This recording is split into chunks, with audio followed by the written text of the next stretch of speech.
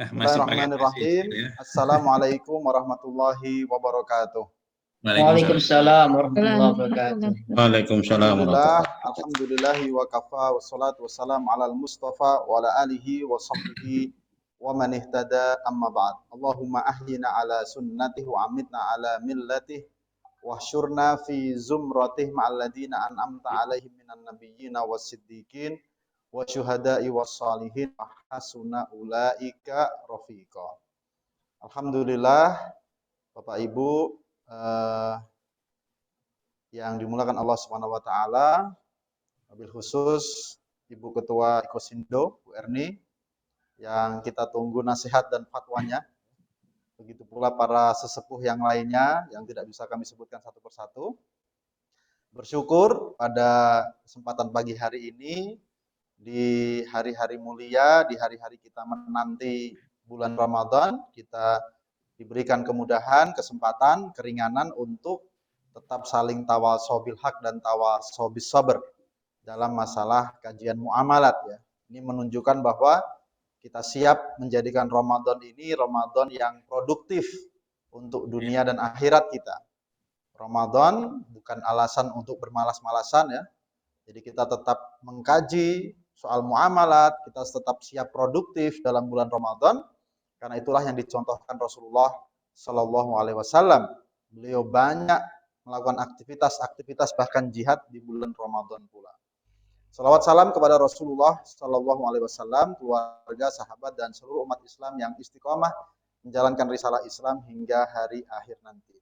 Allahumma barik lana fima baqiya min Sya'ban balighna Ramadan wa nahnu fi khairin wa afiyatin. Saya mohon izin untuk share screen agar materi kita pada pagi hari ini bisa lebih mudah untuk dipahami dan tentu saja didiskusikan ya. Saya yakin fungsi kajian ini, kajian ekonomi syariah Ikosindo ini bukan mengajari Bapak Ibu sekalian yang sudah malang melintang ya, makan asam garam di dunia BMT dan keuangan syariah, tetapi adalah upaya pengingatan dan penguatan. Tawasobil haq dan tawasobis sabr. Karena wa khuliqal insanu dha'ifa. Manusia itu lemah. Atau maka ketika kita bicara di kajian muamalat apapun, kita yang menjadi penting adalah kita ulang lagi tentang teori awalnya, konsep awalnya, bahkan prinsip-prinsip awalnya. Sehingga kemudian kita bandingkan dengan bagaimana sih aplikasinya di lapangan. Nah, kali ini kita membahas akad ijarah. Ini Ikosindo ini luar biasa ya. Dalam arti kajiannya meminta akad musyarakah ya, akad ijarah yang sebenarnya jarang-jarang ya. Kalau ijarah lumayan sekarang sudah mulai banyak ya. Tapi dibandingkan dengan murabahah kan beda itu. Nah, murabahah sudah pernah ya. Jadi musyarakah dan sekarang ijarah dan aplikasinya apa saja. Siapa tahu banyak hal yang bisa kita optimalkan atau ada beberapa hal yang ternyata masih harus kita luruskan. Pertama, kita bicara konsep awalnya. Jadi ijarah ya, kita biasanya ada ujrohnya, fee-nya, ijarah secara bahasa mustaqah minal ajr. Apa itu ajr? Sama kita sedang mendengar ajr. Ajron adiman, pahala yang agung. Jadi pahala itu adalah balasan, iwat, ganti, balasan atas sesuatu. Makanya ajr ya juga disebut dengan sawab, pahala. Itu secara bahasa. Tapi bisa kita bayangkan ya, secara bahasa ya, memang kita hubungkan dengan secara istilah nggak terlalu jauh ya. Karena secara istilah ya kita ijarah, kita melakukan ganti atas satu manfaat, atas satu jasa, atas satu pekerjaan. Nah, secara istilah kita mengambil pengertian Malikiyah, yaitu mengatakan tamliku manafi syai' mubahah muddatan ma'lumat bi'iwadin. Jadi memiliki manfaat. Jadi kita tidak bisa memiliki ainnya, tidak memiliki zatnya, tapi kita bisa memiliki manfaat. Contoh tentu ijarah rumah, ya sewa rumah. Kita memiliki manfaat untuk menggunakan rumah tersebut. Sesuatu yang mubah, tentu ini secara umum ya, objek akad apapun ya harus yang halal. Al-mal mutaqawwam syar'an. Nah, Kemudian muddah maklumah. Ciri ijarah itu adalah mempunyai waktu yang jelas, disepakati. Objeknya itu apa dan kapan digunakan. Kenapa? Karena tidak berganti pemilikan. Ya, kalau murabahah ya pembelian kan berganti kepemilikan. Maka yang waktunya hanya waktu pembayaran hutang piutangnya. Tapi kalau ini benar-benar waktu menggunakan manfaat itu. Bi'iwadin dengan ganti. Karena kalau tanpa ganti itu bukan ijarah, itu biasanya dengan kata-katanya adalah ibahah, yaitu membolehkan.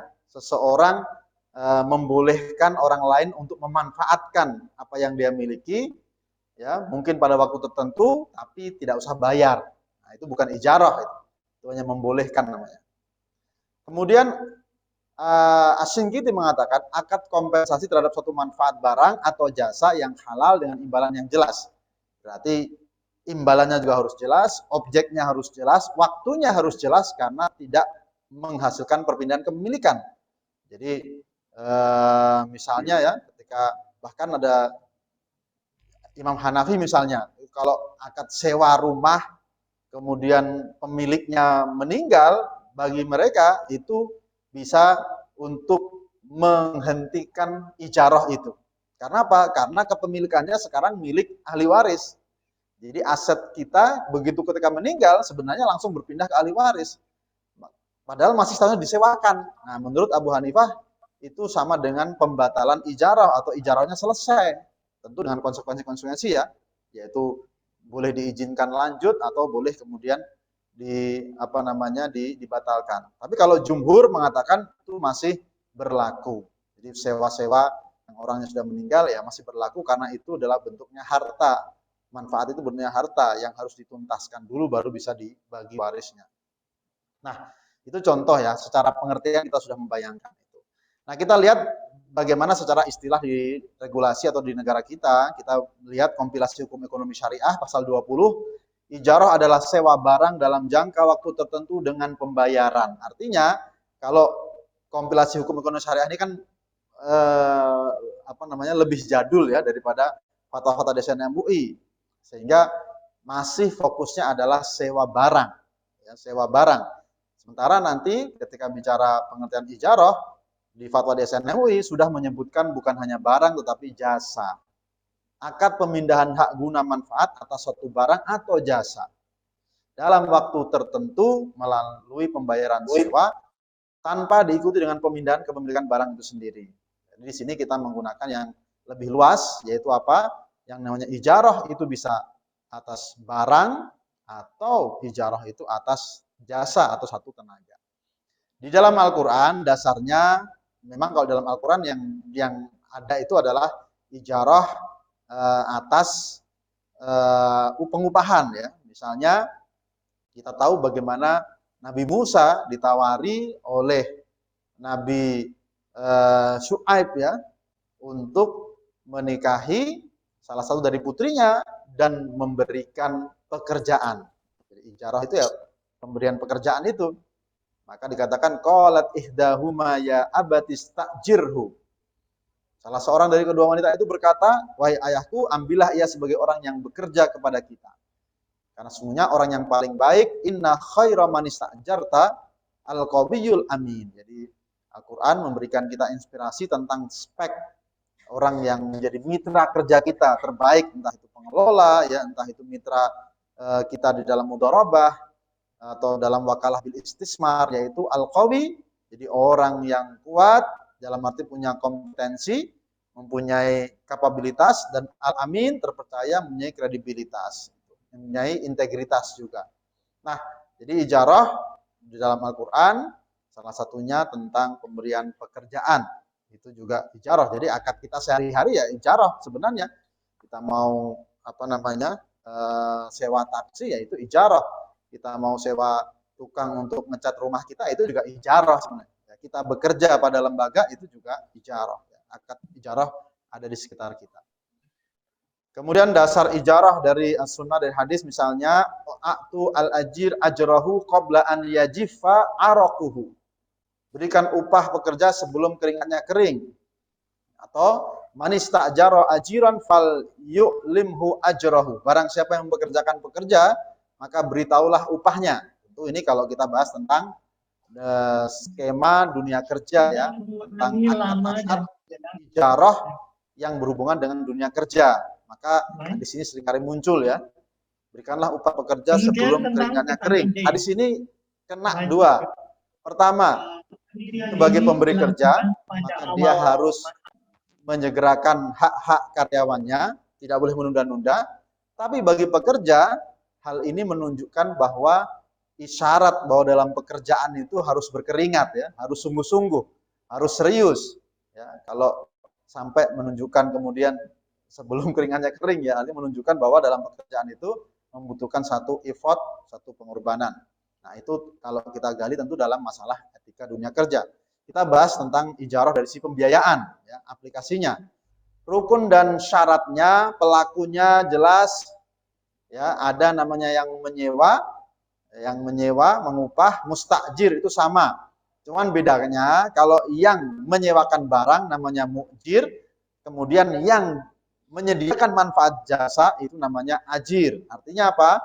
Antara mu'jir dan ajir tentu tergantung objek ijarahnya. Jadi kalau ijarahnya lahan, rumah, tempat ya dia sebagai mu'jir. Tapi kalau ternyata dia yang kemudian disewa atau diupah untuk mengeluarkan sesuatu, maka dia adalah ajir itu sendiri. Yang memberikan pekerjaan, yang menyewa namanya mustajir. Objek akad sudah tadi disebutkan dalam pengertian barang atau jasa.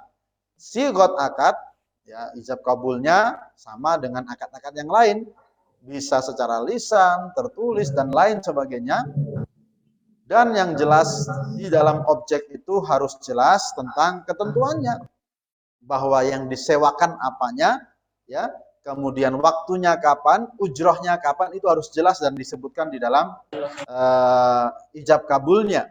Makanya tadi dikatakan ya, siapa yang mempekerjakan seseorang, fal yu'limhu, maka hendaklah diberitahukan tentang besaran upahnya. Jadi menyebutkan di dalam akad itu tentang apa yang disewa, kemudian sampai kapan, dan kemudian berapa fee-nya atau berapa ujrohnya. Nah, ini sudah tadi ya. Ijarah itu berdasarkan objek dibagi alal a'yan, sewa mobil, sewa rumah, sewa toko, sewa lahan, atau alal manfaat, ya, jasa konsultasi, pengacara, buruh. Nah, ini konteksnya juga berlaku dalam pembiayaan ya. Ketika BMT, ketika anggota membutuhkan sewa barang atau sewa tempat, maka itu ijarah al-a'yan. Tapi ternyata ketika anggota dari BMT atau koperasi itu membutuhkan pengurusan, misalnya balik nama, ya, atau juga tambah beban listrik, kemudian tambah daya listrik, ya, kemudian atau nanti bisa kita misalnya dalam konteks take over. Nah, itu semua adalah ijarah alal manfaat, pengurusan. Kadang-kadang supaya sederhana kita bilang ijarah pengurusan atau pengupahan, atau ijarah tentang sewa persewaan. Ijarah sewa itu terkait dengan sewa tempat dan lain sebagainya. Tapi kalau pengurusan itu biasanya ada court di antara anggota dan BMT, itu pengurusan. Tapi kalau pengupahan itu tanpa court, jadi misalnya balik nama, ya, kemudian pecah sertifikat, tadi tambah daya, itu nggak membutuhkan court, itu bisa langsung sebenarnya. Itu sama seperti sewa tempat tapi paralel ya. Kita sewa, kemudian disewakan lagi, nah kita diupah untuk itu, lalu kita subkan ke orang lain untuk menjalankan, maka sebenarnya itu hampir sama. Tapi untuk membedakan, kadang-kadang secara istilah kita ada ijarah sewa, itu terhadap barang. Ijarah pengurusan, itu adalah BMT mengurus dan biasanya ada court-nya karena ada biaya-biaya yang tidak bisa jadi paket ya, karena biaya besar. Tapi ada ijarah pengupahan yang dimana tidak pakai court karena memang bisa langsung menjadi paket sewa itu sendiri. Biaya-biaya yang ada itu bisa diinputkan kepada biaya paket pengurusannya, maka ada ijarah pengupahan. Secara sederhana bisa kita bagi tiga, nanti kita bisa bahas satu persatu. Kemudian ketentuan terkait manfaat waktu sewa. Manfaat harus berupa manfaat yang halal. Tentu tidak boleh kita menyewa barang yang memang dia haram, barang yang najis, barang yang tidak bermanfaat, barang yang menimbulkan fitnah, maka tidak dibolehkan. Atau bukan barangnya, pekerjaan, seperti bayaran jelas ya, mempekerjakan seseorang untuk melakukan satu kemaksiatan. Kemudian manfaat harus jelas diketahui pihak yang berakad. Kemudian tata jelas tentu ya, tata cara penggunaan barang sewa kalau jelas tadi dimaksudkan adalah manfaatnya dan waktunya tadi ya. Kemudian tata cara penggunaan barang sewa tentu dalam konteks ini nanti menjadi klausul-klausul di akad ya, atau menjadi poin-poin di akad. Kita kalau masuk hotel saja atau wisma kan ada itu ya, tata tertib pengunjung misalnya. Nah, itu di akad juga disebutkan kalau memang ada tata cara penggunaan barang yang perlu diperjelas. Ini pentingnya apa? Pentingnya nanti kalau ada kerusakan ya, kalau ada masalah. Sehingga perlu diperjelas siapa yang bertanggung jawab, penyewa atau pemilik itu. Nah, yang poin 4 ini mengikat kepada kita ini nanti kalau kita mau menyewakan. Jadi kan BMT biasanya menyewakan lagi ya, menyewa dan menyewakan lagi misalnya lahan, tempat. Maka poin 4 ini menjawab itu. Boleh nggak kita menyewakan barang yang kita juga nyewa? Maka di sini dalam fatwa ternyata ada klausul izin. Ya, boleh menyewakan kembali kepada pihak lain kecuali tidak diizinkan pemilik. Ini bahasa fatwanya memilih bahasa yang lebih longgar. Karena apa? Secara umum boleh menyewakan kembali kecuali tidak diizinkan pemilik. Ya. Jadi tidak menggunakan kata boleh menyewakan kembali dengan syarat diizinkan pemilik gitu ya. Nah, ini contoh ya penggunaan bahasa fatwa yang maksudnya mungkin sama ya, tetapi ini lebih ke arah melonggarkan. Karena pada dasarnya boleh menyewakan kembali kecuali tidak diizinkan pemilik. Itu lebih longgar memang daripada boleh menyewakan kembali dengan syarat diizinkan pemilik. Tetapi pada dasarnya fisorohah rohah, dalam keterbukaan itu ada apa namanya, ada ketenangan ya. Kalau kembali kepada ini fatwanya ya, kalau kembali ke fikihnya itu memang dilihat kebiasaannya. Kalau memang kebiasaan bahwa di situ menyewa lalu disewakan kembali boleh, maka tidak perlu izin secara spesifik. Tapi kalau bukan kebiasaan yang ada, maka seharusnya kita minta izin kepada pemilik. Bisa dipahami ya.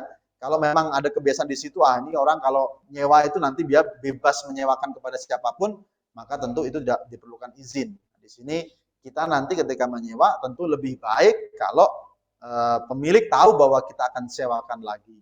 Dan biasanya tentu sudah jelas itu ya. Kemudian mustajir dalam akad ijarah tidak wajib menanggung risiko terhadap kerugian yang timbul karena pemanfaatan kecuali ini secara umum betul ya. Jadi orang yang menyewa, kita mau menyewa motor, menyewa rumah dan lain sebagainya tidak menanggung risiko terhadap kerugian kecuali kalau memang kita melakukan 3 hal ya. Yang pertama adalah at-ta'addi, yang kedua at-taksir, dan yang ketiga mukhalafatus syurut. Itu sama seperti etika-etika di dalam aplikasi pengelolaan mudharabah misalnya. At-ta'addi yaitu melakukan sesuatu yang harusnya tidak boleh dilakukan. Misalnya motor ya harusnya tidak digunakan untuk menyeberang sungai, ternyata digunakan untuk menyeberang sungai. Padahal motornya itu hasil sewa, akhirnya motornya rusak gitu kan. Jadi harusnya tidak dilakukan. Motornya harusnya tidak dilakukan untuk menyeberang sungai, ternyata menyeberang sungai lalu rusak. Maka kerugian di sini jelas tanggung jawab penyewa. Atau at-taksir, tidak melakukan sesuatu yang harusnya dilakukan. Misalnya dia sewa Dia sewa mobil, kemudian setelah itu ternyata dia harusnya dia memarkirkan mobilnya di tempat yang aman dan dikunci, ternyata dia tidak melakukan. Dia memarkirkan mobilnya sembarangan dan tidak dikunci dan akhirnya kemudian ada pencurian atau ada kerusakan, maka itu sekali lagi tentu ditanggung oleh yang menyewa karena ada at-taksir, yaitu apa? Tidak melakukan sesuatu yang harusnya dilakukan. Atau mukhalafatus syurut. Misalnya dalam perjanjian sewa mobil tidak boleh dia bepergian ke luar kota misalnya. Ternyata dia keluar kota yang kemudian mengakibatkan ada kerusakan dan lain sebagainya, maka itu harus ada tanggung jawab dari orang penyewa. Itu contoh-contoh dalam masalah manfaat dan waktu sewa.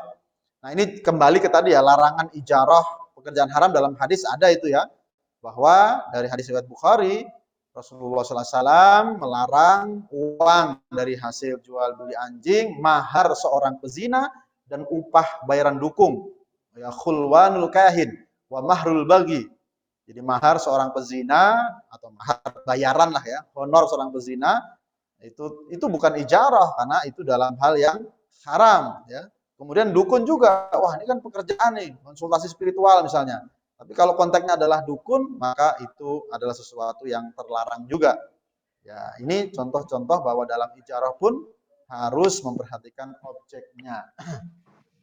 Nah, kemudian biasanya yang disoal adalah ketentuan terkait ujroh. Ya, bagaimana ketentuan terkait ujroh. Maka pertama, ujroh itu boleh berupa barang, manfaat, barang, jasa, atau barang yang boleh manfaatkan menurut syariah. Artinya apa? Ujroh tidak hanya berupa uang, ya, walaupun secara teknis biasanya berupa uang. Ya. Boleh ujroh membayarnya, kita menyewa, membayarnya dengan sewa yang lain. Ya, sewa rumah, ya, dibayar dengan sewa mobil misalnya, ya, dengan atau manfaat mobil. Itu contoh dibolehkan. Ya, walaupun tentu sekali lagi ada peraturan yang lain. Kemudian kelenturan, flexibility. Jadi menentukan ujroh itu harus clear. Ya. Tetapi ada fleksibilitas dalam arti menentukan sewa atau upah dapat diwujudkan dalam ukuran waktu, tempat atau jarak boleh. Ya, misalnya kita kalau yang paling mudah kan tadi sewa mobil ya karena ada tempat dan jarak misalnya. Jadi misalnya ukuran waktu sewa mobil dalam 6 jam misalnya itu fleksibel, atau kita langsung sewa mobil ke lokasi tertentu kan kayak kita Gojek itu kan dari sini misalnya dari Solo ke Semarang. Kita tidak tahu apakah kemudian nanti ada macet atau tidak, yang jelas Solo Semarang sewa mobil diantarkan misalnya 300.000. Kalau yang waktu tadi, sewa mobil 6 jam, mungkin 200.000. Ya, atau karena jarak. Ya, misalnya per 3 kilo berapa. Sehingga nanti mau kemana pun dia, habis dari Semarang, masih mau kemana. Yang jelas jaraknya setiap nambah 3 kilo, maka atau 4 kilo dapat tambahan juga. Itu sama seperti yang kita tahu di ongkos Gojek ya, misalnya gitu. Tetapi ada juga yang menarik, kualitas, dan ini yang saya kasih merah ini artinya fatwanya sama-sama tentang ijarah tapi beda fatwa ya. Karena ada beberapa fatwa tentang ijarah. Kuantitas dan atau kualitas ujroh harus jelas tadi. Ya, kalau mau pakai uang ya harus jelas berapa. Baik berupa angka nominal, untuk pekerjaan ini 100.000 nominal. Atau prosentase tertentu. Nah, ini jangan disalahpahami ya. Ini bukan bukan prosentase kemudian kita bilang pokoknya. Ini sering ditanyakan. Nah, ini fatwa kok ada ujroh dengan prosentase. Ini bukan prosentase dari pokok. Ini prosentase dari hasil pekerjaannya. Misalnya ada seorang yang membayar agen ya berdasarkan setiap kali nanti berhasil menjual barang akan diberikan ujrohnya 15% dari hasil penjualan atau keuntungan. Maka ini dia baru dibayar ketika menghasilkan tadi penjualan dengan persentase tertentu. Nah, ini bahasa fatwa itu memang agak sensitif ya. Kadang orang langsung, nah ini kok persentase nih ujroh nih. Ini bukan persentase dari pokok. Maksudnya adalah fleksibilitas tadi termasuk memberikan persentase dari hasilnya. Itu juga boleh, sehingga ijarah itu ada yang mirip ji'alah ya. Ji'alah itu kan lakukan pekerjaan dapat ini gitu. Nah, itu hampir sama. Tapi ijarah juga kalau bisa menjual sekian dapat persentase itu juga ijarah. Jadi antara ji'alah dan ijarah sebenarnya ada beberapa perbedaan, tetapi kadang-kadang bisa sama seperti ini. Atau rumus yang disepakati tadi ya, waktu, tempat, jarak, misalnya per jarak sekian, per waktu berapa. Gitu. Dan semua itu diketahui oleh para pihak yang melakukan akad. Kemudian ujrah boleh dibayar secara tunai, bertahap, atau angsur. Ini yang menarik karena nanti kalau kita bahas tentang akad ijarah mausufah fid dhimmah, itu salah satu yang menjadi tema perbedaan para ulama adalah apakah ujrah mausufah bidzimah itu boleh diangsur, sementara kalau pembiayaan BMT kan anggota mengangsur. Kemudian juga ujrah itu yang poin kelima, yang paling juga ini selalu menjadi pembeda IMBT ya dengan murabahah. Ujrah itu kalau memang disepakati oleh kedua belah pihak boleh ditinjau ulang, ya. Apalagi kalau memang itu ada klausulnya di dalam akad, ya. Jadi misalnya IMBT ternyata satu objek IMBT ternyata barangnya nilainya sudah sangat tinggi, ya, sangat tinggi luar biasa. Maka kemudian semua bersepakat untuk setiap 3 bulan misalnya dalam akad, setiap 3 tahun akan ada review harga sewa. Wah, kemudian BMT kan bilang, wah ini asetnya sudah tinggi ini. Kalau harga sewanya sama, maka tentu dalam tanda petik ada potensi kerugian. Maka kemudian ada aturan di akadnya setiap 3 tahun boleh direview untuk menentukan besaran sewa. Maka itu diperbolehkan, ya, diperbolehkan sesuai kesepakatan tentunya, ya. Kemudian berakhirnya akad ijarah, terjadinya cacat pada barang sewaan, ya, ketika di tangan penyewa, ini starting saja ya, rusaknya barang, ya, kemudian rusaknya barang yang diupahkan, seperti mau minta dijahitkan baju, ternyata bahan bajunya sudah rusak duluan, atau selesai manfaat yang diakadkan, ya. Kemudian ini tadi yang saya katakan ya, menurut Imam Hanafi, salah satu pihak boleh membatalkan ijarah jika ada kejadian-kejadian yang luar biasa. Ya, tapi secara jumhur tetap harus mekanismenya harus melalui kesepakatan antara kedua belah pihak. Nah, sekarang kita bicara bagian kedua, aplikasinya bagaimana? Secara teori tadi sudah jelas ya, secara teorinya bagaimana aplikasinya. Bagaimana aplikasinya di BMT, di LKS. Yang pertama yang paling sederhana, ijarah paralel muaziah, ya. Yaitu biasanya LKS menyewa satu aset lalu disewakan kembali kepada nasabah, kepada anggota. Ijarah pengurusan multi jasa, ya, ijarah pengupahan atas satu manfaat kerja tertentu. Walaupun tadi ya yang paralel itu bisa jadi adalah juga bukan hanya aset tetapi juga bisa jadi adalah satu pekerjaan, ya. Satu pekerjaan, sama misalnya pengurusan notaris, ya. Sebenarnya kan anggota meminta kita menguruskan, lalu kita meminta notaris untuk menguruskan. Nah, itu sebenarnya masuk dalam ijarah paralel. Nah, kalau ijarah pengurusan itu biasanya pengupahan atas satu manfaat kerja tertentu yang kemudian diikuti dengan adanya, atau bukan diikuti ya, biasanya dalam aplikasinya ada court-nya. Kemudian ijarah muntahiyah bitamlik, nanti kita bahas satu demi satu ya lebih jelasnya. Sewa tetapi diakhiri dengan perpindahan kepemilikan. Sewa barang tetapi kemudian diakhiri dengan perpindahan kepemilikan, baik itu dengan pembelian atau dengan hibah. Ada juga yang lebih belakangan, ijarah mausufah fidzimah. Apa artinya? Kalau IMBT ya, menyewakan sesuatu, barangnya sudah ada, ya. Tapi kalau ijarah mausufah fidzimah akan menyewa sesuatu atau suatu pekerjaan, suatu barang, tetapi barangnya masih belum ada. Mau menyewa rumahnya belum jadi, ya. Mau langsung menggunakan manfaat jasa, tetapi manfaat jasanya baru akan digunakan nanti di 5 bulan ke depan, padahal dia mau bayar sekarang. Nah, itu ijarah mausufah bidzimah, nanti kita bahas satu persatu. Dan tentu kita diskusikan ya. Pertama, ijarah sewa tadi muaziah paralel, ini clear ya. Saya kira paling sederhananya ini yaitu ketika anggota membutuhkan rumah, toko, lahan, dia datang kepada BMT, kemudian menyepakati harga, maka BMT kemudian menghubungi pemilik rumah lahan, dibayar cash dan meminta izin pemilik untuk menyewakan. Ya, itu tadi kita bicara izin itu ya posisinya di mana. Kalau sudah kebiasaan tidak perlu meminta izin, tapi kalau belum maka harus ada izin. Kemudian karena pemilik manfaatnya sekarang adalah BMT, BMT boleh menyewakan manfaat tersebut kepada anggota tentu dengan harga yang sudah berbeda. Dan kemudian proses terakhir adalah anggota mengangsur. Jadi skema sewanya dengan mengangsur. Maka di sini yang diperjelas adalah objeknya, lahan yang mana, rumah yang mana, ya, pemiliknya siapa, kemudian diangsur berapa, sampai kemudian dalam waktu berapa besarannya dan berapa lamanya. Karena bisa jadi antara periode sewa rumah dengan sewa angsur beda, ya.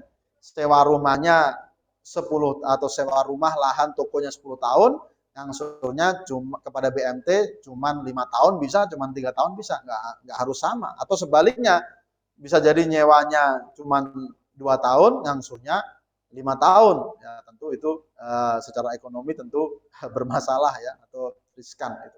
Nah, itu contoh ijarah sewa paralel yang tadi sebenarnya bukan hanya aset, bukan hanya barang. Ketika kita butuh tenaga tukang, kemudian bukan hanya tukang ya, misalnya jasa pengamanan security misalnya, selama setahun, maka bisa jadi anggota satu perusahaan kemudian menyewa ijarah kepada kita dan kita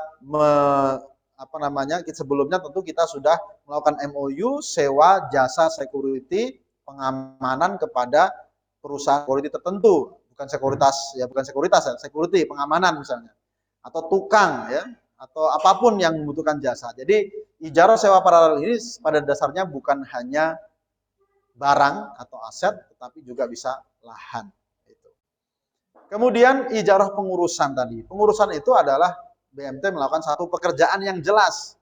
Ya, pekerjaan yang jelas yang kemudian kalau yang di sini biasanya memang ada akad qardnya. Jadi ijarah plus qard, ada menggunakan dua akad ya, ijarah plus qard. Misalnya dalam talangan haji. Ini saya belum ganti, ini masih ambil dari internet ya. Sebenarnya kan kalau di dalam bahasa fatwa itu kan pengurusan pembiayaan haji ya. Cuman di masyarakat itu terkenal talangan haji. Nah, talangan haji secara fatwa itu masih berlaku, tidak ada pembatalan ya.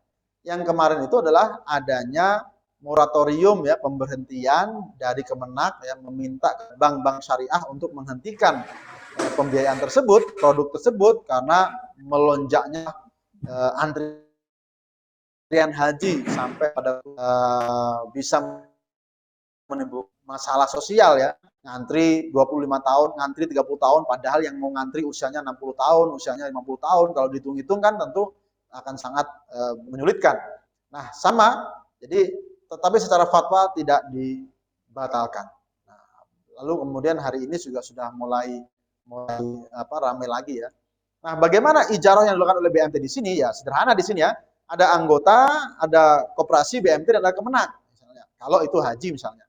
Jadi di sini kerjaan kita apa dong? Pekerjaan kita adalah tentu memberikan kita informasi langkah-langkahnya dan juga nanti pada dasarnya kita mendaftarkan, membayarkan ke rekening yang ada dan itu nanti harus disebutkan dalam akad. Apa saja pengurusan BMT. Akad yang terpisah ya antara akad ijarah pengurusan dan akad qard. Karena tentu anggota membutuhkan qard 25 juta ya untuk mendapatkan porsi.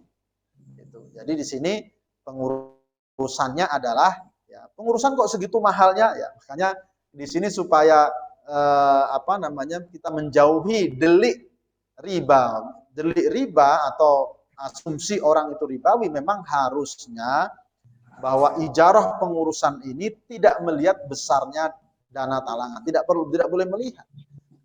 Kalau mungkin melihat berapa lama mengangsur itu masih dimungkinkan ya. Tetapi kalau melihat besaran dana talangan, ternyata dana talangannya besar, ijarahnya besar, ini tidak tepat di dalam disyaratkan tidak boleh begitu.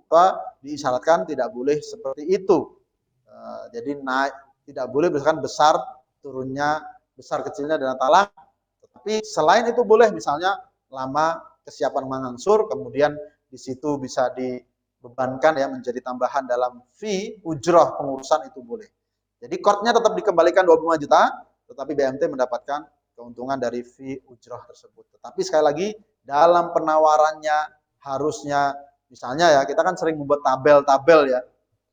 Itu jangan sampai kemudian akan mudah orang mengasumsikan oh ini ujrohnya ini berdasarkan talangan ini, talangan 25 juta, ujrohnya 5 juta, talangan 15 juta, ternyata ujrohnya 3 juta dan seterusnya, maka harusnya buat saja satu paket ya, atau 2 paket, atau 3 paket, tetapi ujrohnya sama. Ya, kira-kira itu yang membuat kita terbebas dari delik ya atau asumsi orang untuk mengatakan wah ini cuman apa akal-akalan saja. Itu harus kita pahami ya. Kemudian yang berikutnya contoh hampir sama ya, yang melibatkan ijarah dan qard itu kan skemanya tadi haji jelas, take over juga ada, ya ijarah dan qard itu take over. Nah, tapi di sini BMT menguruskan ke bank konvensional untuk penyelesaian kewajiban anggota, hutang anggota. Nah, mengurusan penyelesaian ini sampai selesai dan keluar sertifikat inilah yang kemudian ada ijarahnya. Tentu dibutuhkan qard untuk menutupi ya, qard untuk membayar ya hutang anggota ke bank konvensional. Ini lihat fatwa nomor 31 ya. Kalau tadi pengurusan haji fatwa nomor 19 kalau tidak salah. Jadi dalam pengurusan untuk memperoleh kepemilikan penuh, ya ini kita baca bahasa fatwanya nasabah ya. Nasabah dapat akad ijarah dengan LKS. Artinya LKS, BMT, koperasi, pengurusan untuk menyelesaikan pembiayaan atau hutang di bank.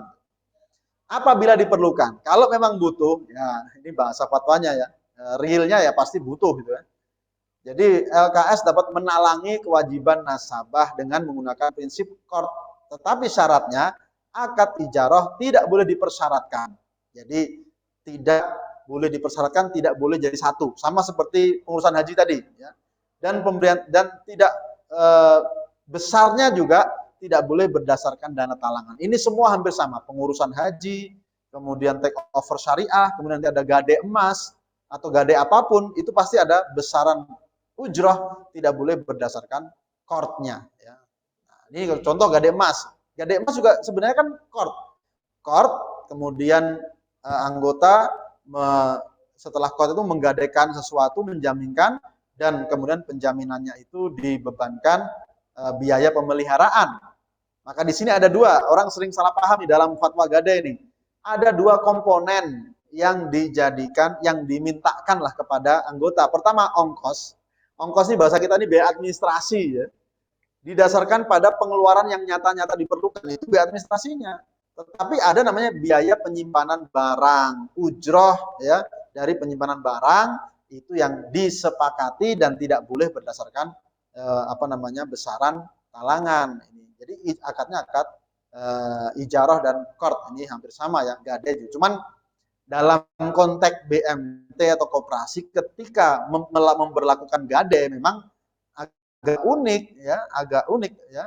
Kecuali kalau gade emas ya. Tapi kalau gade misalnya gade rohan tasjili, gade dokumen agak aneh ya.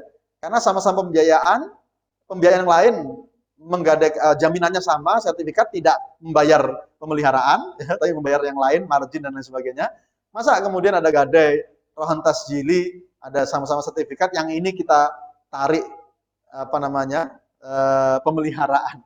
Makanya konteksnya harus fokus ya kalau BMT menggunakan gadai ya saya sarankan bukan gadai yang dokumen, ya, sertifikat karena agak rancu dengan kewajaran tadi. Tapi kalau emas mungkin beda ya, mobil tentu beda, itu kan membutuhkan pemeliharaan secara khusus. Kemudian IMBT, yang ketiga IMBT. IMBT saya kira tadi sudah jelas ya, bahwa ada anggota, ini kan IMBT sebagai alternatif murabahah sebenarnya. Kadang ada tadi BMT merasa ini kok mau membeli rumah sementara sepertinya jangkanya panjang dan kemudian ada kemungkinan rumah ini, aset ini akan naik ya, atau anggotanya ini kayaknya kurang bisa dipercaya misalnya, ya sudah nggak usah murabahah, IMBT saja. Nanti kan IMBT itu adalah ya BMT membeli aset tersebut, entah itu rumah, motor, lalu kemudian tidak dijual lagi, tidak dijual secara murabahah, tetapi disewakan. Tentu dengan perjanjian bahwa ada perpindahan kepemilikan di akhir, baik itu hibah ataupun dengan perjanjian pembelian kembali. Tapi sekali lagi, itu biasanya ya kalau kita bicara yang paling aman ya dengan skema hibah ya. Kalau dengan skema pembelian kembali itu ada diatur dalam sell and lease back. hampir sama ya, refinancing itu, sell and leaseback itu hampir sama. Tapi kalau IMBT biasanya lebih populer dengan diakhiri dengan pemberian hibah. Nah, IMBT ini kan sebenarnya aplikasinya di BMT ini macam-macam ya. Ada IMBT standar atau IMBT ideal. IMBT standar ideal ini adalah pengganti murabahah tadi. Yaitu apa? BMT membeli satu barang aset dari dealer, dari supplier untuk disewakan kepada anggota. Ya, entah itu motor, entah itu mobil, ini standar. Karena apa? Nggak ada masalah membelinya dari pihak yang lain. Dari pihak yang lain. Dari dealer, supplier, kemudian dijual kepada, disewakan kepada anggota. Ini IMBT standar, nggak ada masalah. Yang biasanya menjadikan masalah adalah kalau kita bahas IMBT alternatif atau darurat. Apa itu? Membeli dari anggota sendiri. Ya, IMBT alternatif. Kenapa? Karena dia punya kebutuhan pendanaan yang kompleks, atau tadi juga salah satunya misalnya take over secara syariah, take over, dia nggak ada solusi akadnya nih, nggak ada akad yang pas ini. Akhirnya kemudian ada namanya IMBT alternatif, yaitu apa? BMT membeli aset dari anggota, tetapi kemudian disewakan dengan skema IMBT, bukan dengan dijual lagi dengan murabahah, tidak boleh itu bai'ul inah namanya. Atau ada IMBT darurat, ini sama-sama ada fatwanya ya. Poin 2 ada fatwanya, poin 3 juga ada fatwanya sebenarnya. Kalau IMBT darurat itu adalah kalau orang sudah ya mempunyai pembiayaan. Kalau alternatif itu kan anggota belum belum berhubungan dengan kita, ya, tetapi mempunyai masalah yang kompleks, multi kompleks. Tapi kalau darurat, anggota sudah punya pembiayaan bermasalah, sudah ada murabahah yang tidak tertagih dan lain sebagainya, maka kemudian bagaimana cara rescheduling juga tidak menyelesaikan masalah misalnya, sementara dia punya aset ya, di sini kemudian IMBT digunakan sebagai IMBT darurat ya, yaitu dijual asetnya untuk menyelesaikan pembiayaan bermasalah tersebut. Lalu kemudian karena dia masih membutuhkan aset tersebut, ya sudah kita sewakan dengan skema IMBT. Nah, ini IMBT darurat dan alternatif ini bisa kita lihat isyaratnya dalam Fatwa nomor 29 tentang pengalihan hutang, alternatif nomor 4. Itu sama ya. Jadi LKS memberikan qard kepada nasabah. Dengan qard tersebut melunasi kredit atau hutangnya. Ya, ini kreditnya, hutangnya ke BMT juga ya. Jadi diberikan qard, kemudian setelah itu nasabah menjual aset tersebut kepada LKS. Jadi ini fokusnya di qard dulu, baru kemudian setelah qard kan pemilikannya, ini qard ini khusus kalau asetnya itu masih dalam tanggungan atau masih dalam mungkin di bank konvensional, atau mungkin asetnya juga itu dari pembiayaan sebelumnya. Tapi kalau asetnya di luar itu ya langsung masuk ke poin 2. Nasabah menjual aset kepada LKS dan hasil penjualan itu digunakan untuk melunasi qardnya kepada LKS. Ya. Jadi punya qard kepada LKS tadi kan. Kemudian LKS menyewakan aset yang telah menjadi miliknya tersebut kepada nasabah dengan akad IMBT. Ini adalah bahasa fatwa semuanya. Artinya apa? IMBT sebagai cara darurat dan cara alternatif itu sudah disebutkan dalam fatwa juga. Walaupun tadi IMBT itu yang paling aman ya yang standar tadi, yang standar itu. Nah, IMBT yang darurat saya sebutnya atau alternatif itu harus melihat 3 ketentuan wajar. Yang kalau kita melanggarnya berarti indikasinya kita hanya akal-akalan. Misalnya wajar dalam nilai penjualan aset di koperasi. Nah, ini kalau diaudit ini harus kita pastikan kewajarannya. Apakah mobil jangan-jangan ketika dijual ke BMT ke koperasi itu menyesuaikan jumlah hutangnya misalnya. Padahal mobil itu harganya jauh lebih besar, maka ini tidak wajar. Jadi mobil 100 juta karena hutangnya tinggal 50 juta, maka mobil itu diakui dibeli oleh BMT 50 juta, maka itu tidak wajar. Ya, jadi harus wajar dalam sesuai harga pasar, ada ya, ada di dalam fatwa yang lain ya, dengan harga pasar. Ya. Kemudian berikutnya adalah wajar yang kedua adalah bahwa apa yang kemudian disewakan oleh BMT kepada anggota yang dengan IMBT itu sesuatu yang dimanfaatkan. Berarti apa? Berarti dia menyewa ya, manfaatnya benar-benar dia membayar, mengangsur untuk satu manfaat yang real. Jadi bukan kemudian asetnya ternyata tanah kosong di tengah hutan yang dia tidak gunakan lah. Lalu buat apa anggota membayar kalau dia tidak manfaatkan? Atau motor, mobil ternyata sudah rusak, maka tidak boleh, itu namanya akal-akalan ya. Yang penting ada barangnya, padahal dia tidak menggunakan. Dan yang ketiga, nah ini agak harus hati-hati ya, yaitu wajar biaya sewa yang dikeluarkan harus sesuai standar, supaya apa? Supaya akal ya. Jadi ternyata walaupun biaya sewa itu tadi saya lagi itu bisa jadi daerah-daerah yang lain, sampai ada mudah mensucikan bahwa ini akal-akalan ya, IMBT kemudian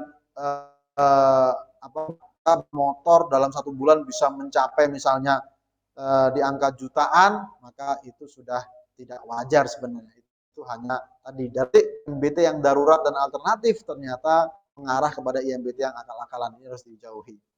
Kemudian yang terakhir adalah ijarah mausufah fid dhimmah, ini termasuk yang baru dan belum populer di kita. Kita bisa lihat apa sih bedanya. Bedanya adalah ini adalah akad ijarah atas satu manfaat yang belum ada tadi. Belum ada barangnya, jasanya juga belum ada. Ya, seperti rumah, mau menyewa rumah, kalau ijarah paralel sudah ada rumahnya, IMBT sudah ada tapi kalau mausufah fid dhimmah rumahnya belum ada.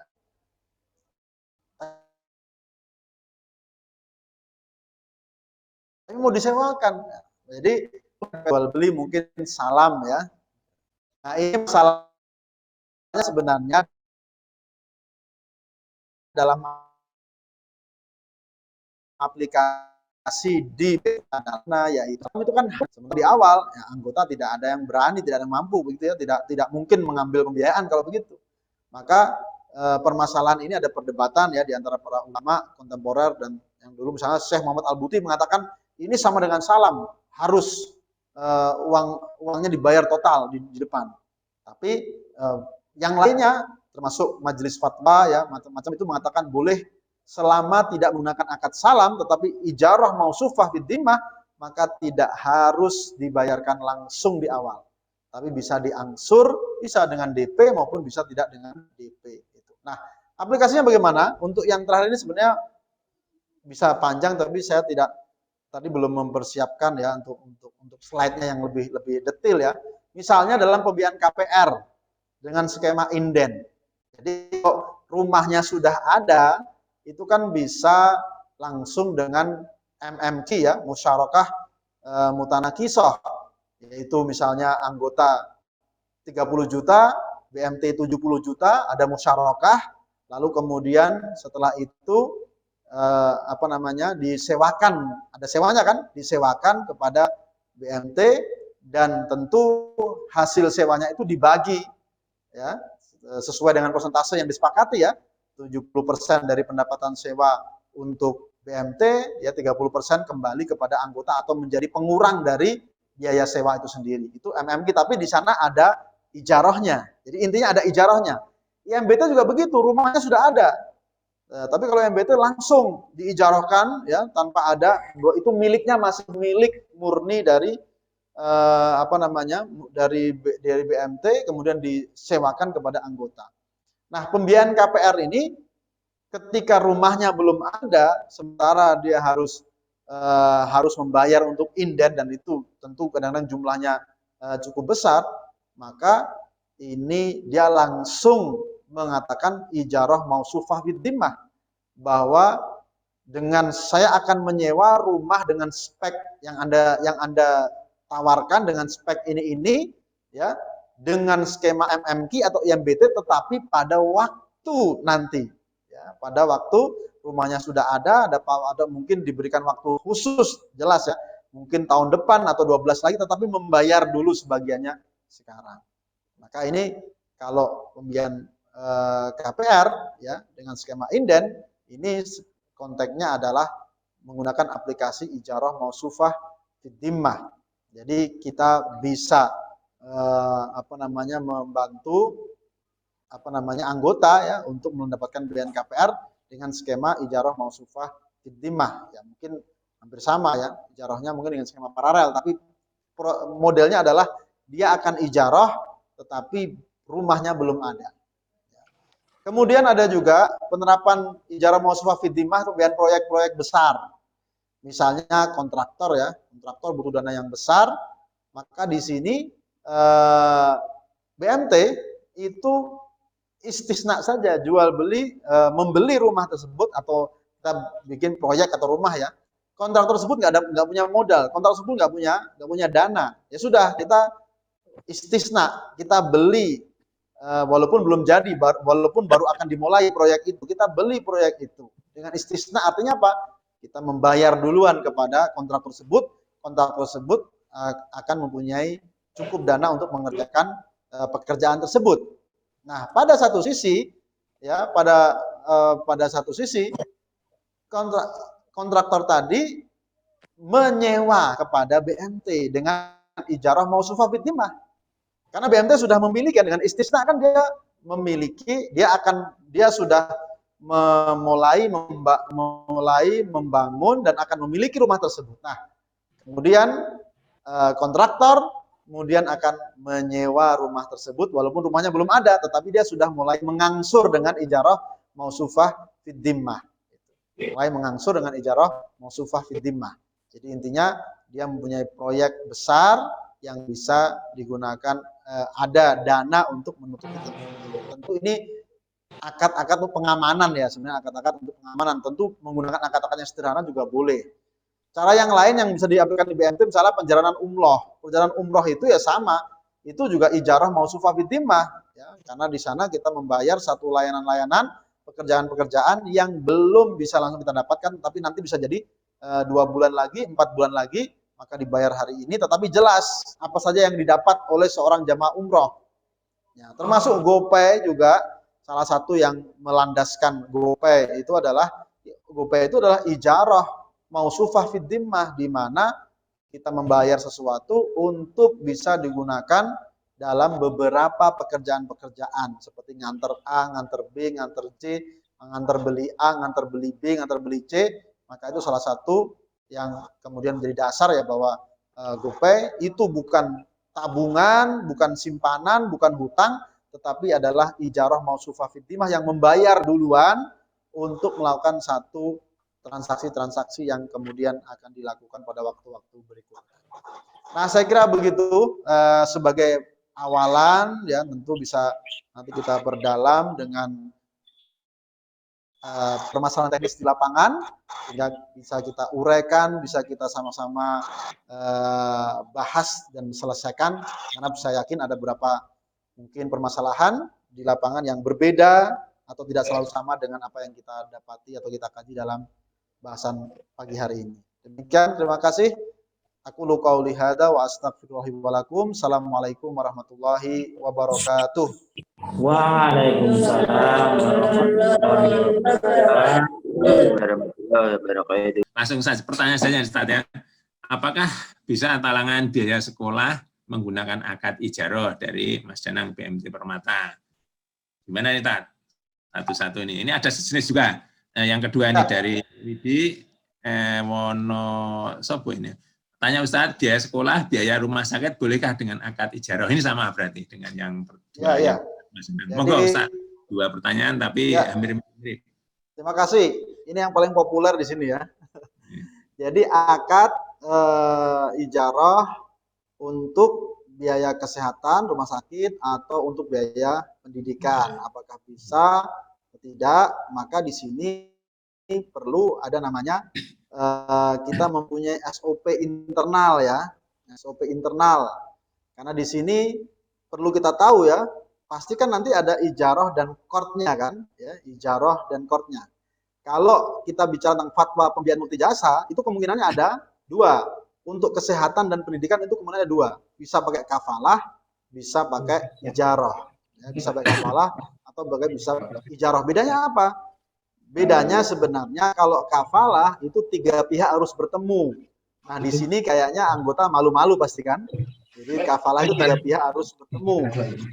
Kemudian kalau kafalah juga biasanya mensyaratkan hutang, ada hutangnya dulu. Kalau ijarah Kan pendidikan itu kan biaya rumah sakit sama biaya pendidikan kadang-kadang ada yang memang dia bukan utang tapi mau dibayarkan dulu. Misalnya orang mau sekolah, dia belum sekolah tapi harus bayar dulu, kan itu bukan utang. Nah, jadi sini pertama kita bisa milih dulu. Untuk pembiayaan multi jasa seperti ini, pendidikan dan kesehatan kira-kira bisa menggunakan akad ijarah atau kafalah, dua-duanya bisa, tetapi dengan syarat ketentuan tadi yang saya sebutkan. Artinya ijarah itu bisa sebenarnya. Nah, kalau pakai ijarah tentu tidak bisa kita paksakan menggunakan ijarah paralel. Paralel itu adalah kita pura-pura menyediakan kesehatannya. Kita pura-pura menggunakan menyediakan biaya pendidikannya. Tidak bisa. Kecuali ya, misalnya kita kerjasama dengan rumah sakit atau kerjasama dengan SDIT ya, sekolah IT, bahwa kita itu bisa mempunyai pembelian atas manfaat pendidikan, voucher, lalu kita sewakan lagi kepada pihak anggota. Jadi sebatas mana kita menggunakan ijarah saja atau ijarah plus qard. Itu perlu diperhatikan ya. Kalau ijarah saja itu ketika kita memang bisa mengcover semuanya. Contoh tadi ya, kita pengurusan balik nama, notaris, pusat sertifikat, itu kan kita anggap kita bisa mengcover semuanya dan itu wajar. Tapi kalau kita merasa rumah sakitnya nggak merasa kerjasama dengan kita, lalu kita seolah-olah kita sewa misalnya pendidikannya, lalu pendidikan itu kita sewa lagi ke anggota, itu nggak wajar, karena nggak mungkin pendidikan dan rumah sakit itu kemudian melibatkan kepada kita. Jadi sekali lagi, kalau kita tidak punya MOU kepada pihak rumah sakit atau kepada pihak sekolah, berarti ijarahnya itu tidak bisa ijarah paralel tadi ya. Tapi ijarahnya adalah ijarah plus qard, pengurusan berarti. Tolong bisa dibedakan ya tadi ya. Kalau ijarah paralel itu seolah-olah jasa pendidikannya kita ambil alih, ya, kita beli dari sekolahan, lalu kita ambil alih, lalu kita sewakan itu kepada anggota. Nah, ini tidak pas kalau jasa pendidikan. Tetapi ijarah di sini adalah ijarah pengurusan saja dengan qard. Nah, itu bisa, tetapi sama dengan pembiayaan haji tadi, yaitu akadnya terpisah dan tidak boleh berdasarkan talangan. Tetapi kan pertanyaannya begini, kalau memang sekolahnya itu sekolah yang memang dalam tanda petik ya, memang orang akan siap dan itu suatu bentuk investasinya, misalnya sekolah S2, S3, spesialisasi doktor ya, ini cukup enak kita ya untuk menyetujuinya ya. Pembiayaan kesehatannya tentu untuk program-program kesehatan yang berbayar yang memang dia siap membayar untuk itu misalnya. Itu nggak ada masalah ya, kita secara menetapkan ijarah, ujrah plus qard nggak ada masalah. Tapi yang menjadi dilema di lapangan kan ketika yang datang ternyata tunggakan SPP, kemudian masalah-masalah rumah sakit karena mendadak tadi sakit atau kecelakaan atau persalinan. Ya, persalinan sih nggak bisa mendadak ya. Kalau persalinan kan 9 bulan nggak bisa mendadak ya. Nah, kalau yang seperti itu, nah sekali lagi kita harus punya SOP arif. Jangan-jangan ini bukan wilayah tamwil, jangan-jangan ini wilayah baitul mal gitu. Jadi sekali lagi saya ingin membedakan ya, kalau ijarah yang seperti ini, kalau bisa BMT nyari yang gagah-gagah ya. Karena kalau ada orang kecelakaan, orang dapat musibah, orang tiba-tiba kita tawarinya qard dan ijarah, ya tidak tepat. Itu wilayah qardul hasan saja sebenarnya. Gitu. Jadi tentu ini secara teknis dibutuhkan kearifan ya, sekaligus SOP. Kapan kita menggunakan ijarah ini untuk biaya kesehatan dan biaya biaya pendidikan. Gitu. Saya kira itu ya. Jika memakai akad IMBT untuk menghitung ujroh dengan memakai nominal, tetapi cara menghitungnya, bolehkah menghitung misal 2% dari 50 juta, gitu tak? Kira-kira artinya gue patokan ini ya, ancer-ancer ini. Iya, yang namanya juga cara penghitungan itu kan dapur kita ya. Dapur kita itu kalau bahasa sederhananya kan dalam hati. Kalau dalam hati itu bukan akad itu kan. Di dalam hati itu bukan akad. ya. Yang akad itu yang disepakati berdua, disepakati kedua belah pihak. Makanya kalau cara penghitungan bisa saja supaya kita tetap kompetitif dalam menunaikan amanah anggota, ya, supaya kita bisa memperhitungkan manajemen risikonya, tentu bisa saja kita penghitungan seperti itu. Tapi kan yang jelas ketika kemudian ijarohnya itu ya ngapain pakai persentase, kan nggak ada hubungannya sama pokok ya. Ijaroh itu kan kita benar-benar menyewakan satu barang ya dengan harga dari kita yang kemudian nanti setelah selesai masa sewa akan dijual atau dihibahkan itu. Jadi yang penting ketika akadnya, ketika kedua belah pihak menyepakati itu adalah harga ijaroh baru. Tidak ada persentase dari mana? Ijaroh itu enggak istilah dalam tanda petik barangnya kan enggak kemana-mana, barangnya masih menjadi milik BMT. Yang disewakan ya, yang dijual dalam tanda petik adalah pemanfaatannya. Maka boleh tadi ya, kalau cara menghitungnya boleh, tetapi kalau ujroh ya itu langsung harusnya langsung tadi besarannya, kemudian berapa bulan itu clear di situ ya. Takutnya di kompetitif tadi ya Tat ya, kira-kira kompetitif untuk menjaga amanah ya. Ya betul. Kemudian yang kedua nih Tat, terkait sama akad IMBT ada anggota yang pembiayaan dengan modal sebrakan selama 3 bulan. Nah ini biasanya kasus di lapangan ya. Tadinya mau sebrakan 3 bulan misalnya dengan pembiayaan 50 juta. Tetapi setelah 3 bulan ternyata anggota hanya mampu membayar 30 juta. Ini sering ini 50 tapi gak bisa bayar 30. Bolehkah di akad IMBT lagi yang sisa 20 juta dengan ujroh dihitung dari 20 juta? Demikian nih Pak Hatta. Jadi rungi full 50 juta. Masih baru 30. Masih 20 juta. Ya. Jadi salah satunya adalah ya, jadi IMBT itu tentu kita tidak mengenal pokok ya. Beda dengan murabahah. Murabahah itu walaupun secara akad tidak itu harga baru, tetapi dalam pencatatannya pun ada pokoknya ya. Kalau di IMBT harusnya tidak mengenal pokok karena itu barang milik kita itu. Jadi asetnya itu milik kita sebenarnya, kita sewakan dulu kan belum selesai kan. Maka selama belum selesai urusannya sewa. Ya betul tadi urusannya sewa. Nah pertanyaannya kalau dia nggak mampu kok malah kemudian sewanya malah dinaikkan itu. Ya kan kalau nggak mau malah sewanya dinaikkan itu kan jadi malah aneh ya. Mungkin kalau kita bicara hitam putihnya, oh ini kan tidak, ini kan review ujroh itu ya. Review ujroh itu harus dituliskan juga syarat-syaratnya sehingga tidak sembarangan dan harus disepakati juga. Harus disepakati. Jadi selama batas itu, jadi batas komitmen sewa itu ya harusnya tidak boleh ada penambahan-penambahan ya, tidak boleh ada penambahan-penambahan. Kewajibannya dia menyelesaikan biaya sewa yang dia komitmeni di awal itu. Masih sama seperti itu. Jadi review ujroh itu bukan untuk konteks seperti yang ditanyakan itu ya. Kalau seperti itu nanti ya sekali lagi ya, walaupun boleh tetapi itu tidak arif sama sekali ya. Alasannya review ujroh, kalau tadi kan saya beri contoh ya, review ujroh itu misalnya tadi dipandang asetnya sudah naik harganya misalnya. Ya, bukan karena ketidakmampuan tadi, ketidakmampuan kemudian sekarang pertanyaannya adalah ketika tidak mampu kemudian masanya itu kan tetap sama ya. Masa sewa dia misalnya tetap sama lah, buat apa untuk kemudian malah dinaikkan. Jadi review ujroh itu pintu memang untuk menjaga sebenarnya tadi supaya BMT tidak kena potensi rugi, tapi tidak untuk diaplikasikan untuk penambahan-penambahan seperti itu ya.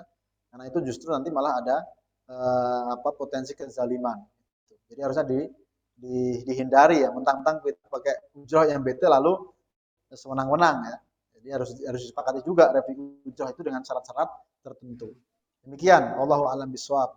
Jadi kayak di reschedule yang sisa 20 juta kekurangan nih Tat ya, dengan akad baru yang modelnya ditinjau lagi nih ya, kan 50 ya, tapi kalau jangka waktunya masih sama ya tadi di review karena sebab-sebab tersebut ya itu salah satu bentuk potensi kezalimannya berat ya.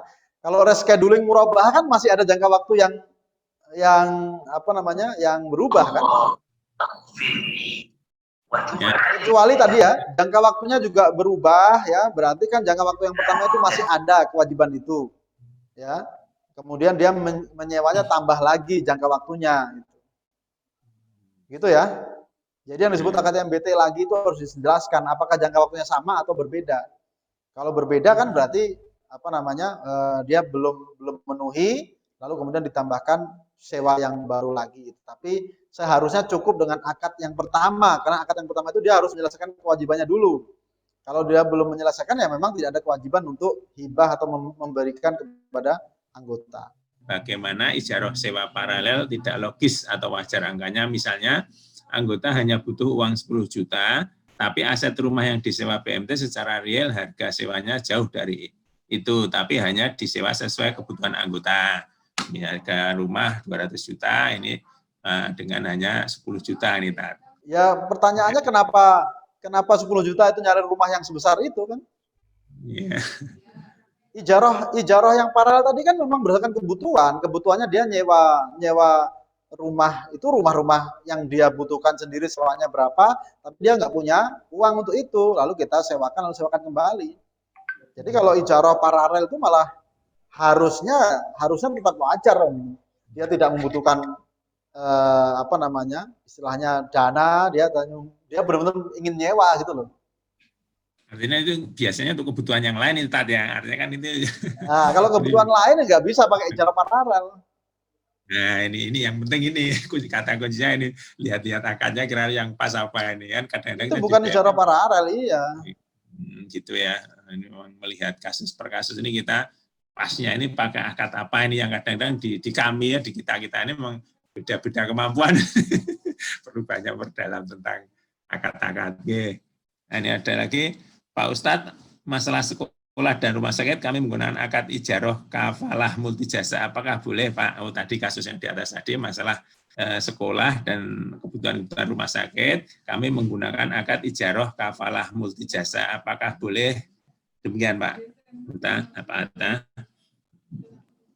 Ya, tadi sudah saya sebutkan di fatwa pembiayaan multijasa itu dimungkinkan untuk kebutuhan kesehatan maupun pendidikan menggunakan salah satu ya dari dua fatwa itu, yaitu mau ijarah atau kafalah. Itu. Jadi bukan ijarah kafalah, tapi bisa pakai ijarah atau bisa pakai kafalah. Tapi kalau pakai kafalah kadang-kadang mempertemukan tiga pihak itu yang tidak mudah atau tidak mau ya. Nah, mungkin misalnya orang praktis dengan ijarahnya saja. Kemudian kalau kafalah itu biasanya harus ada hutangnya dulu ya. Jadi kalau sesuatu yang belum menjadi hutang itu tidak bisa menjadi kafalah, tapi menggunakan ijarah. Seperti tadi biaya pendidikan yang belum dilakukan pendidikannya. Tapi kalau biaya pendidikan yang sudah dilakukan pendidikannya yaitu hutang sebenarnya. Bisa ya. Assalamualaikum. Bisakah ijarah dibarengi akad wakalah untuk take over karena pengurusannya harus anggota? Tadi sebenarnya sudah dijelaskan ya. Bisakah ijarah dibarengi akad wakalah untuk take over karena pengurusannya harus anggota? Tergantung ijarahnya apa. Kalau ijarahnya itu sewa tempat, bisa saja, nggak ada masalah. Kalau ijarahnya itu sewa tempat, lahan, mesin, mobil. Karena apa? Karena kita yang sesungguhnya hakikatnya kita yang menyewa, lalu kemudian kita menyewakan. Jadi manfaatnya itu kita mendapatkan keuntungan karena penyewaan, ya. Maka tidak ada masalah dengan wakalah. Tapi kalau pengurusan itu kita mendapatkan fee itu karena menguruskan itu, ya, menguruskan itu. Sehingga kalau kemudian pengurusan itu diwakilkan kepada anggota, maka hakikat fee kita itu harusnya diberikan kepada anggota lagi dong. Ujrahnya kasihkan anggota lagi dong kalau kita yang menguruskan gitu. Jadi kalau itu pengurusan tidak boleh diwakilkan. Karena kalau diwakilkan ya sudah ujrahnya dikasihkan lagi kepada anggota kalau begitu. Kita mendapatkan ujrah itu karena kita menguruskan, memproses kebutuhannya dia itu. Jadi bisa dipahami ya? Ya, paham. Ini selanjutnya ada, kalau pakai kodulasan kurang tepat karena yang mengajukan talangan PNS dengan gaji yang besar tapi terlambat pembayaran gaji. Nah, ini sudah bedanya jelas nih. Ahwan, terkait akad IMBT, berarti selama anggota belum menyelesaikan, berarti anggota masih menyewa sekaligus membayar ujroh dari BMTBes. Terkait akad IMBT, berarti selama anggota belum menyelesaikan, berarti anggota masih menyewa sekaligus membayar ujroh. Demikian itu. Ya, kan di dalam akad IMBT itu kan ada waktunya ya. Ada waktunya. Jadi kalau waktunya sudah selesai, dia belum membayar kewajibannya, ya pertama itu masih berstatus sebagai kewajiban, dan yang kedua ya barangnya masih punya kita, itu. Jadi dia belum menyelesaikan secara utuh IMBT-nya itu, bukan berarti kemudian nanti bisa diperpanjang lagi ya, kecuali kalau akad IMBT yang pertama itu dituntaskan dulu, ya, diselesaikan dulu itu. Ya, nih, lanjut. Ya, jadi nanti jangan diasumsikan bahwa kalau kemudian IMBT itu langsung kita bisa tadi ya maunya memperpanjang terus ya. Lebih baik fokus dulu dengan penyelesaian satu BMT itu dulu. Jadi kita tidak menggunakan perpanjangan itu untuk dalam tanda petik ya mensiasati tadi itu, mensiasati itu. Mensiasati rescheduling yang tidak boleh nambah margin ya kan. Akhirnya adalah pakai IMBT aja gitu kan. Tapi fokus pada penyelesaian yang pertama dulu. Ya, demikian dari BES ya. Dan dari Nola BMTSM. Assalamualaikum Tat, apakah talangan biaya operasional sekolah BOS bisa diijarohkan? Jika bisa ijaroh, apa lalu bagaimana cara hitung ujrohnya? Talangan BOS diijarohkan. Ini untuk sekolah juga nih, intinya ya untuk kebutuhan sekolah ini ya. Kalau yang dimaksud talangan itu dana, bagaimana mengijarohkan uang, nggak bisa kan? Oh ini berarti misalnya KSDIT ada butuh dana tapi belum turun terus dipinjam dulu ini Tat ya? Misalnya mungkin maksudnya adalah membutuhkan dana untuk operasional tertentu, ya kemudian nanti ditutup dengan dana BOS gitu kan? Nah, kalau seperti itu kan kembali ke objeknya apa ya?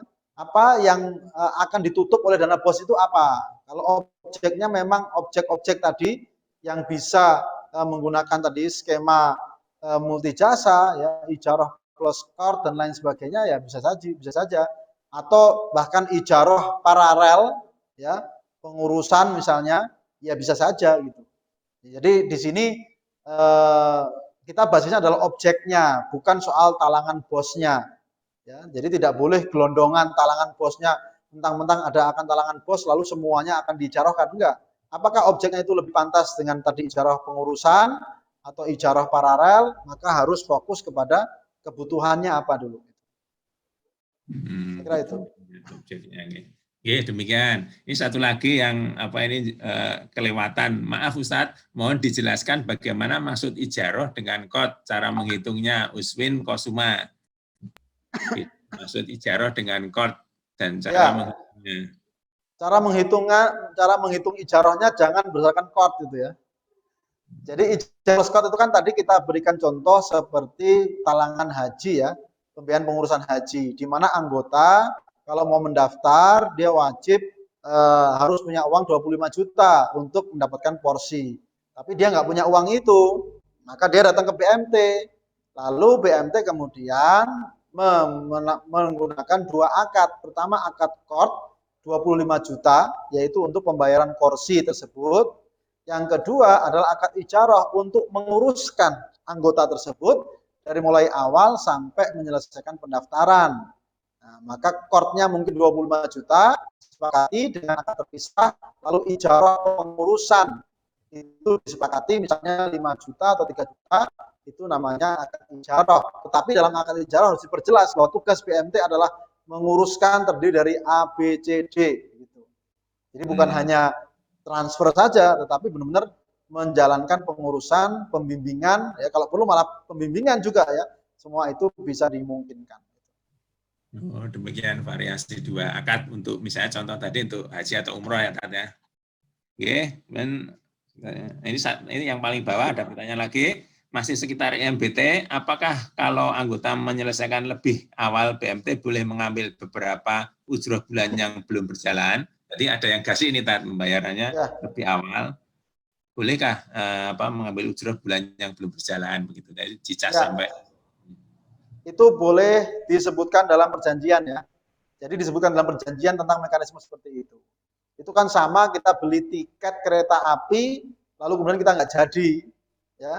PT KAI bilang ya tiket yang tidak digunakan tidak akan hangus ya, tidak bisa diklaimkan ke perjalanan berikutnya gitu.